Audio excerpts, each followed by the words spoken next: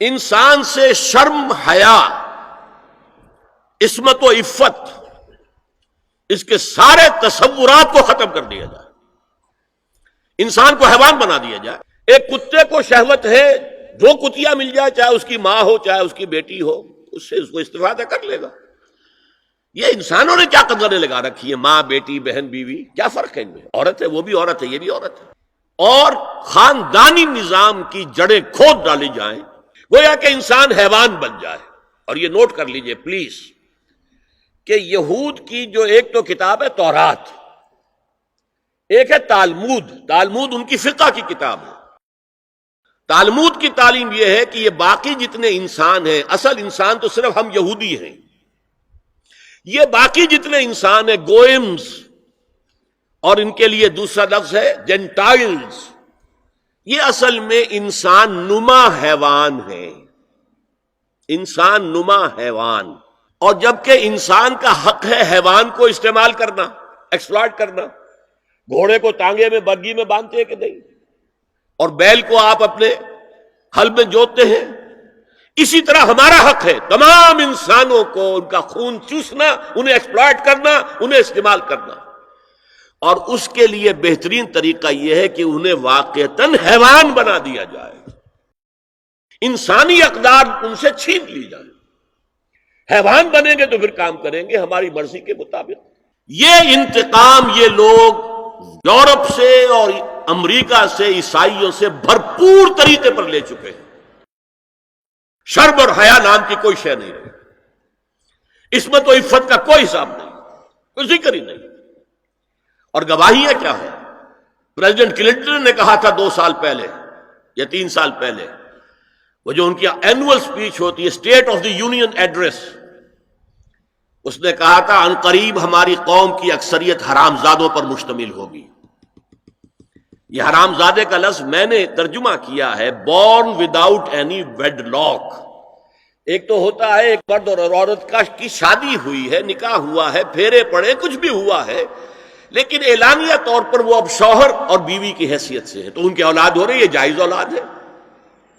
ایک بغیر شادی کی اولاد ہو رہی ہے تو یہ حرامی ہے، حرام زادے ہے۔ انہوں نے کہا کہ ہماری قوم کی اکثریت حرام زادوں پر مشتمل ہوگی۔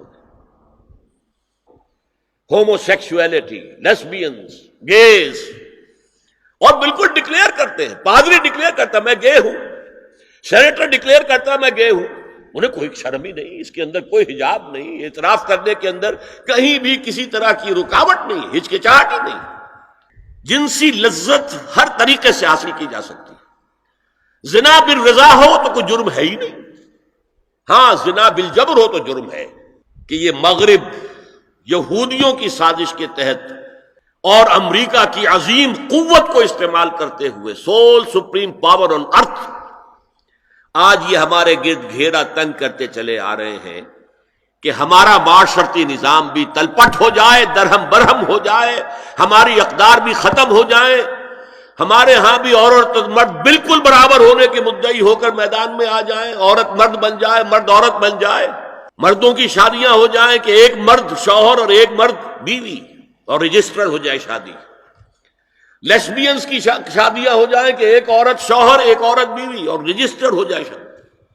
یہ سارا کام نَأْتِي الْأَرْضَ نَنْقُصُهَا مِنْ أَطْرَافِهَا، اس کی مثال کیا ہے کہ پہلے اس پروگرام کے تحت 1994 میں کانفرنس ہوئی قاہرہ میں، عرب ورلڈ کا وہ مرکز ہے۔ دوسری 1 سال کے بعد کانفرنس کر دی بیجنگ میں، اور اس کے بعد بیجنگ +5 کانفرنس ہوئی ہے۔ نام اس کا کیا تھا کانفرنس کا؟ Women 2000، gender equality, development and peace for the 21st century. Preparatory document میں نمبر 1 ہومو سیکشولیٹی کو نارمل سیکشول اورینٹیشن قرار دیا جائے، کوئی جرم نہیں ہے۔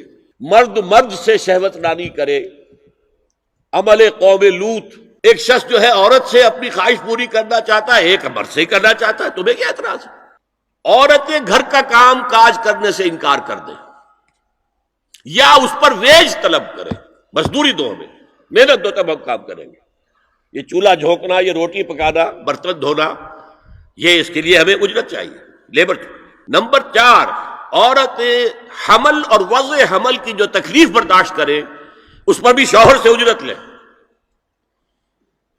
نمبر 5، اگر کسی وقت کسی عورت کی طبیعت آمادہ نہ ہو ہم بستری کے لیے اور شوہر مجبور کرے تو اسے میریٹل ریپ قرار دیا جائے، یہ زنا بالجبر ہوگا جس کی سزا دی گئی، شوہر اور بیوی کا معاملہ ہے۔